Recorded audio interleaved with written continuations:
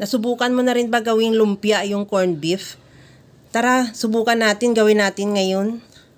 Sa bowl, maglagay ako ng corned beef, kahit anong brand pwede. At ilagay ko muna bahagya sa microwave para lang matunaw yung nakikita mong puti. Tabaya yan para matunaw lang din. Pagkatapos yan, maglagay na ako ng sibuyas, carrots. Ginate ko yung carrots para maliliit na rin, para mabilis lang siya ihalo.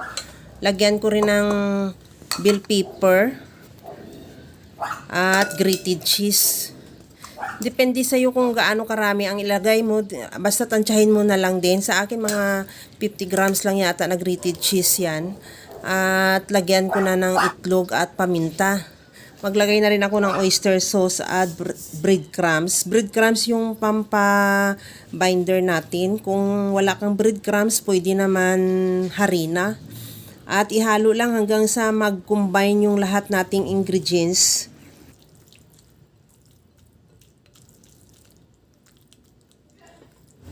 Okay na tong ating corned beef mixture.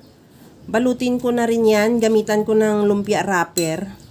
At mag-scoop lang ako ng 1 tablespoon. Depende sa iyo kung gusto mo ng malaki, pwede mo dagdagan. Pero kung gusto mo rin ng maliliit para marami, pwede mo naman ng bawasan. At ibalot na lang natin. Alam naman natin kung paano, siguro lahat tayo alam naman natin kung paano magbalot ng lumpia, di ba?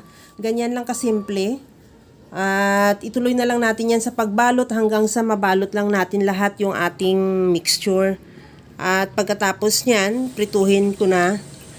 Maglagay na rin ako ng mantika sa kaldero lang na maliit para ma-minimize ko yung dami ng mantika. Kasi pag sa malaking kawali, maraming mantika ang gagamitin natin.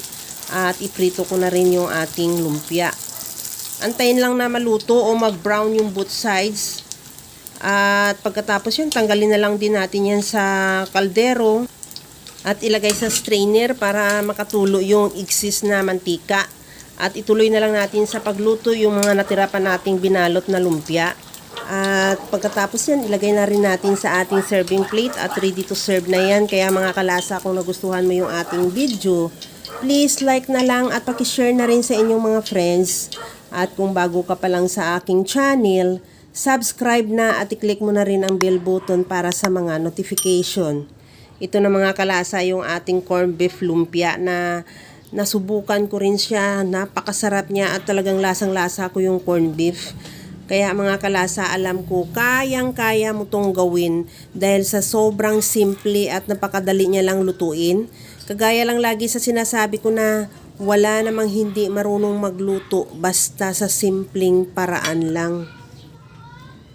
Tikman na rin natin na napakalutong din ang ating lumpia at napakasarap ng loob niya. Talagang malalalasahan mo talaga yung corned beef.